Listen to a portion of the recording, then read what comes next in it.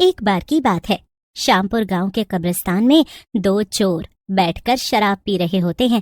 पहला शराबी, जिसका नाम रोहन होता है, दूसरे शराबी रवि से कहता है, अरे रवि भाई, आजकल कई दिनों से कोई बढ़िया हाथ नहीं लग रहा। क्या करूं, बड़ी कड़की चल रही है। बिल्कुल यही बात मेरे साथ भी हो रही है। मेरे पास भी बिल्कुल पैसे नहीं है, लेकिन घबराने की बात नहीं है। कुछ दिनों में दशहरा आने वाला है।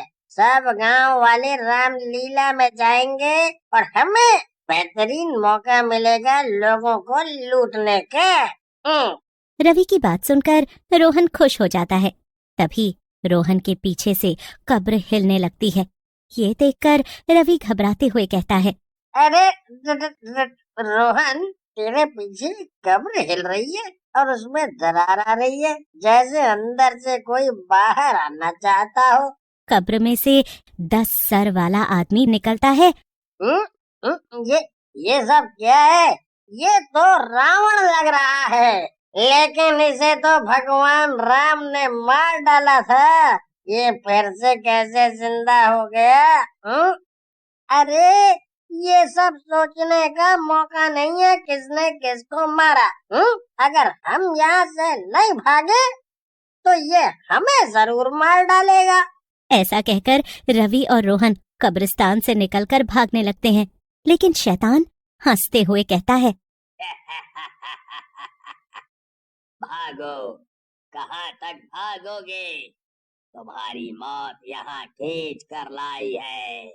ऐसा कहकर शैतान रवि और रोहन को पकड़ने के लिए उनके पीछे लग जाता है, लेकिन शैतान तेजी से उनके आगे आ जाता है और उन दोनों को मार डालता है और खा जाता है। मजा आ गया। कई सालों बाद ऐसा मौका मिला है। इतना मांस खाने को मिला है। इसके बाद तो वो 10 सर वाला शैतान अक्सर गांव में आता और गांव वालों को मारकर खा जाता, जिसकी वजह से गांव वाले बहुत ही डर और सहम जाते हैं। रामलाल गांव वालों से कहता है, अरे गांव वालों, हमें सरपंच जी के पास जाना चाहिए और उन्हें इस बारे में बताना चाहिए। वो बड़े हैं, वो कोई ना कोई रास्ता जरूर निकालेंगे। रामलाल की बातें सुनकर गांव वाले सरपंच के पास जाते हैं। सरपंच बहुत ही बूढ़े थे और अक्सर बीमार रहते थे। गांव वालों की बात सुनकर वो कहते हैं, तुम चिंता मत करो गांव वालों, मैं कुछ करता हूँ। तुम सब अभी घर जाओ। गांव वालों के जाने के बाद सरपंच धीरे धीरे चलकर एक तांत्रिक के पास जाते हैं और उसे गांव वालों के साथ हो रही घटना के बारे में बताते हैं, जिसे सुनकर तांत्रिक, जो कि बड़बोला होता है, बोलता है, आप चिंता मत करो सरपंच जी, मैंने ऐसे शैतान बहुत ठीक किए हैं। मैं इसे पकड़कर मुर्गा बना दूंगा और इससे कुकड़ू कू करवाऊंगा। अरे तांत्रिक, तू जो बड़ी बड़ी बातें कर रहा है, कर भी पाएगा ना? कहीं मुझे और मेरे गांव वालों को और बड़ी मुसीबत में डाल दे। लेकिन फिर कोई और चारा ना देखकर सरपंच तांत्रिक के साथ गांव में आ जाते हैं और 10 सर वाले शैतान का इंतजार करने लगते हैं। काफी देर बाद भी जब शैतान नहीं आता तो तांत्रिक बोलता है,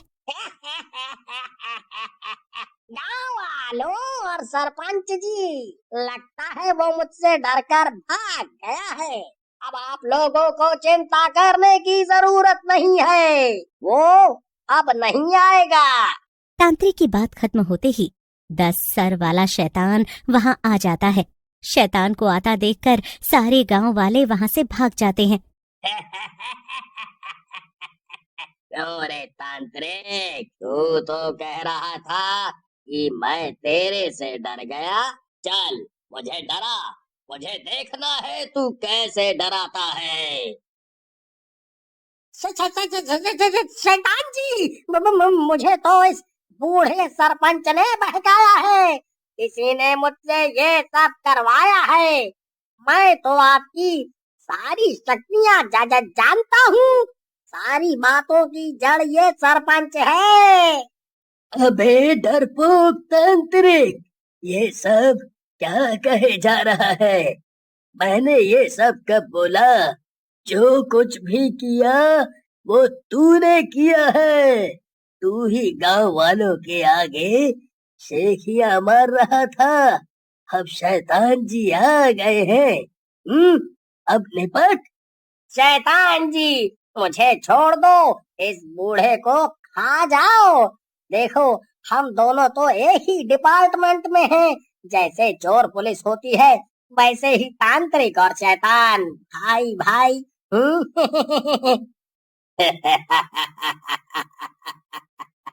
तांत्रिक, इस मरे हुए मुर्दे को मारकर मुझे क्या मिलेगा? मैं तो तुझे ही मारूंगा और तेरा नरम नरम मांस खाऊंगा। ऐसा कहकर खा जाता है।